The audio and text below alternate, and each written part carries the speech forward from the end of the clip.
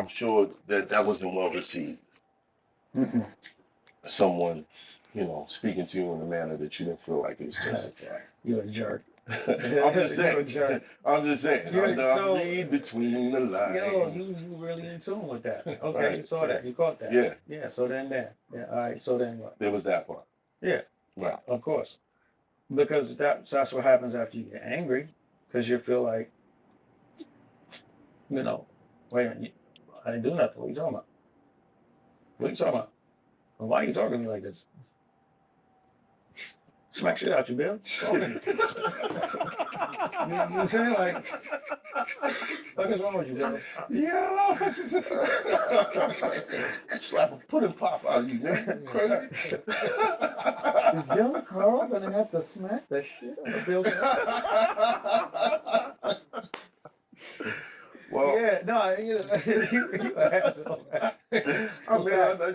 Yeah, but see that's followed me. Not that incident, you know what I'm saying? Because again, I remember when it happened. It wasn't TMZ back then. It was National Enquirer. Oh God! Everybody was calling, trying to get stories and all of that, and I just was like, because again, I'm not from that space. Right. I'm not from that space. Right.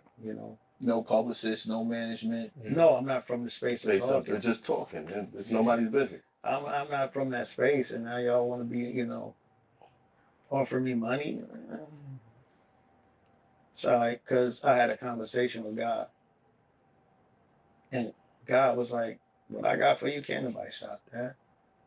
So, because that was my first fear and thought at the time, was like, "Damn, I'm not gonna work no more. I can't work no more, or I'm gonna get,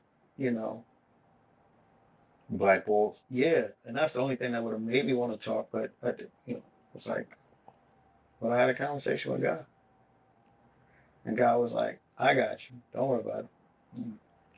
Okay. Fact. So, in between that space where that blessing finally landed you, what was that like?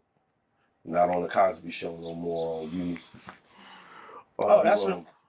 Well, you still get to ride off of that for a minute, though. Yeah. You get to ride off of that. You get to eat for sure. What were the perks? What? What are the perks? Break it down. You're 16 years old. Yo, first of all, you're on TV. What's the perks, my man? What? Perks. The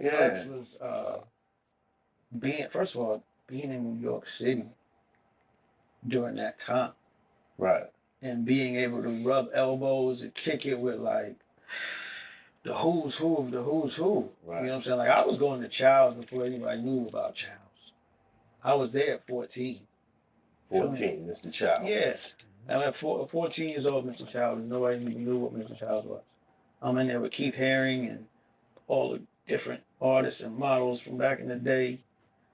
And that was my world for a minute. But it was fucking with me because I had to keep coming back up here. Back to Harlem. You understand what I'm saying? It's crazy. It's great. I remember the first time I realized I was famous, it was crazy. The reaction or whatever, right? Because I was doing commercials and all of that before, and then I was like considered the king of the Saturdays at one point, right? I had this crazy Hershey's commercial back in the day. Y'all find it. I know you will. I know you will. But I was breakdancing, you know what I'm saying, in the commercial and whatnot. And so everybody uptown kept going, "What's up, Hershey?" So, okay. I ain't even got a name. "What's up, Hershey kid?" So then I was like, "Oh, I'm gonna tag that. That's gonna be my new tag name. I'm gonna start writing Hershey everywhere." Wow. That aged poorly. You feel what I'm saying, right? Then going to Studio 54 at 16, 15 years old. Can you imagine? What year is this? Studio 54 at 16 years old. I was at Studio 54 like, wow. 19. What the fuck? What is she doing? Stop doing that. Wow. It was cray. So who was in there? Who was in the building the nights that you went? First of all, it was more the experience like that was there, the stuff that was happening. You couldn't believe what you was. With FanDuel, every night is a watch party. New customers bet $5 and get $150 in bonus bets if you win. Bet all the stars. Seeing in there, like I Did was you, like, did you ever see Prince and Charlie Murphy in there? no, I ain't see that. I ain't see that one. It was just wild. It was wild. It was wild. It was like they had upstairs like balcony type almost movie theater situation in there. They had I could have sworn I saw a unicorn in there. Like it was some crazy shit happening in there, man. Right. And people was just doing whatever, anywhere and whatever. And it was levels, and I was just like, I felt like I was in a bad part of the Bible, nigga. I was like, I gotta get out of here. This is crazy. Fire and brimstone about to come crashing through. Yeah, I was like, yo, I gotta go home. I gotta get out of here. Let me go hop the train real quick. Right. And you're still going back uptown. To Still Hoffa. going back uptown. I'm gonna hop the train. But like I said, I remember the first time I remember the first time it was crazy. It was a New Edition concert, Madison Square Garden, and it was me and my best friend, this white boy named Danny. Now Danny was not your typical white boy.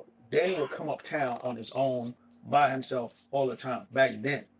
Because we used to call him Larry Bird because this nigga could ball. He could ball your ass up, right? Right. He used to come uptown when I wasn't around. But that's how everybody knew him already, so they didn't really fuck with him. Right. Long story short, we at the New Edition concert. We had just got there, and then the first opening act had just went off, and the lights came up, and Eddie Murphy was there, and everyone was like, you see the audience. I was like, oh shit, they go Eddie. Next thing you know, who is it? Webster. Remember what is it? Emmanuel Webster? Lewis. Yeah, Emmanuel Lewis, right? I see a bunch of chicks pointing in my direction. And then I seen a whole slew of them start getting up. And I was like, who they see, who's here? And they bum rush me.